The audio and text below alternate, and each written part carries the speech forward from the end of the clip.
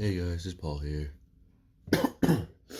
And today I want to read a verse that is Romans chapter 6 verses 13. Do not offer any part of yourself to sin as an instrument of wickedness, but rather offer yourselves to God as those who have been brought from death to life, and offer every part of yourself to him as an instrument of righteousness. Here and here, Paul's telling the people of Rome that that as we as people, we're not to be instruments of wickedness. What does that mean? We're not to be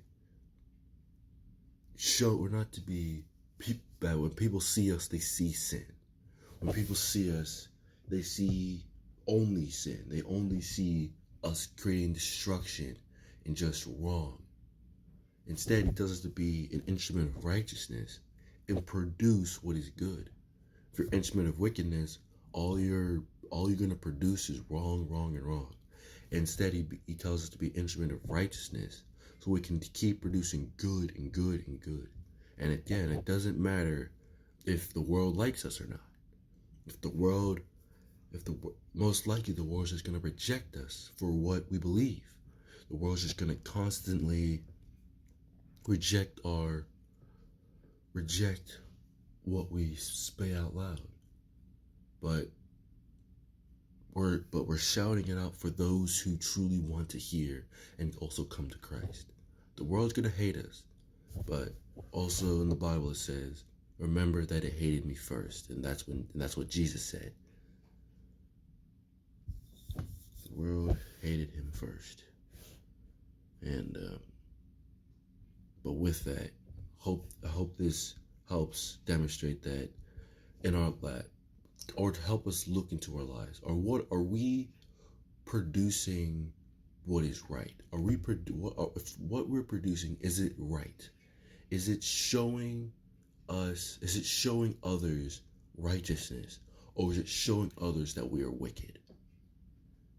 More importantly, is it showing God that you're being righteous, or is it showing God that you're being wicked? As actions speak louder than words.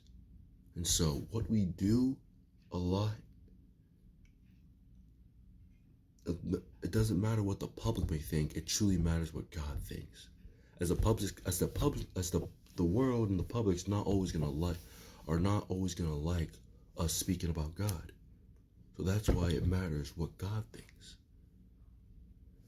And so you have to look at yourself and say, am I producing the right things for God? Or am I doing the wickedness that is straying me and possibly others away from God? And if that's the case, then we need to do a quick 180, because we don't want to, the last thing we want is to push people away from God. We only want to bring people close and help them, remind them, and help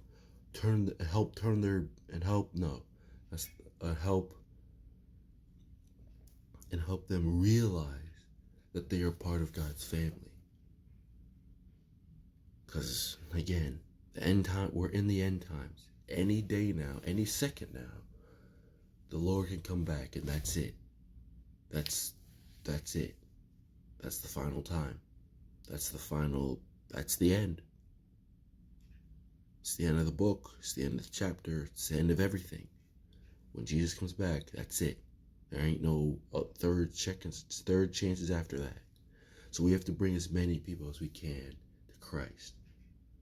So, yeah, I hope this helps, and I pray that you may help see yourself and get yourself to see that whatever you're doing, that is, if it's right, that if it's wicked and wrong, that you ask God for help and that he helps you change.